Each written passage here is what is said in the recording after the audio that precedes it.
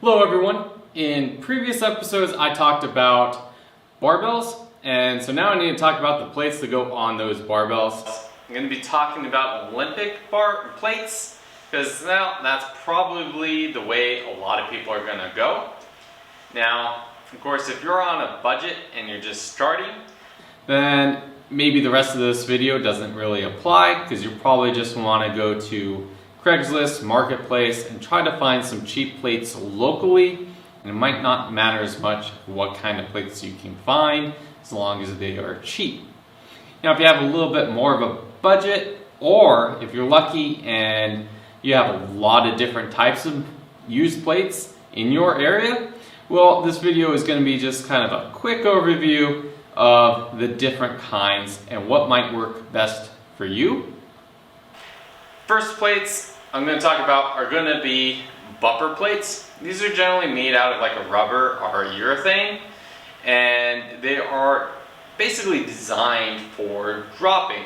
They are meant for what are considered the Olympic lifts, like a snap or snatch or clean and jerk, and they are meant to be dropped from like overhead. They're also used a lot in CrossFit, and well, they're going to help protect your floor, and some of them are even designed to have a little less of a bounce. Now, some of the downsides is, well, they are thicker than a metal plate, so you're just not going to be able to fit as many on a bar, and they can be a little pricey. They are going to be pricier than some sort of like metal plate, especially if it's used or even from China. Now, I don't have a lot of experience with bumper plates, so that's kind of all I've seen. I wasn't particularly interested in them as I don't do dropping of weights from like overhead, so I don't particularly need those types of plates. So now we'll talk about, well, the cheaper option that probably a lot of people are going to go with, and that's going to be like a metal plate. And metal plates themselves come in a lot of different designs. Some of them are going to have like a rubber coating around them, and some of them are going to have holes. And the ones with holes, well, they're nice. They're easy to carry around. They're easy to pick up off the floor. And then you can also do some extra movements on them because, well, the handles almost make them like a pair of dumbbells.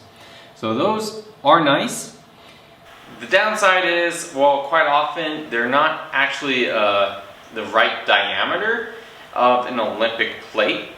So unless you're a power lifter or an Olympic lifter, that's probably not going to be that big of a deal because those lifts aren't necessarily, you're not competing in those lifts, so it's not as important.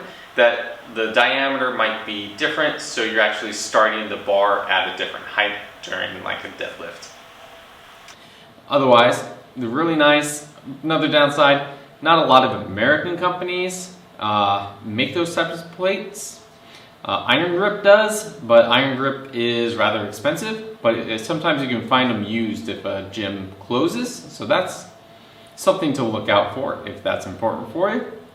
Then the other type of plates are just your standard, they're usually always black, and then they have a lip.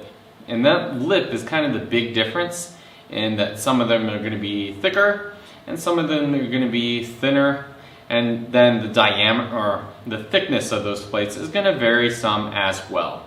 Like Rogue has some deep dish plates which are pretty wide, not quite bumper wide, but they are pretty wide, and then other companies do thinner and a little bit thicker, kind of in a range. So you're going to have to decide what kind of works for you, and if you can get a hold of some of them, you can try to find one that you like the lip on the most. Now, I personally like American made plates, so I actually have several Strength Go because they're a company that makes their plates in America. Rogue and Kabuki are also two companies I can think of that make American made plates. EliteFTS has some on their website right now. Right now they are showing like 45s and 25s on there. they had more, but this was kind of a limited run, so they might be gone now. And I actually just bought a pair of the 45s because one of the things about the Strength Co plates is that center hole. So you can slide the plate onto the barbell.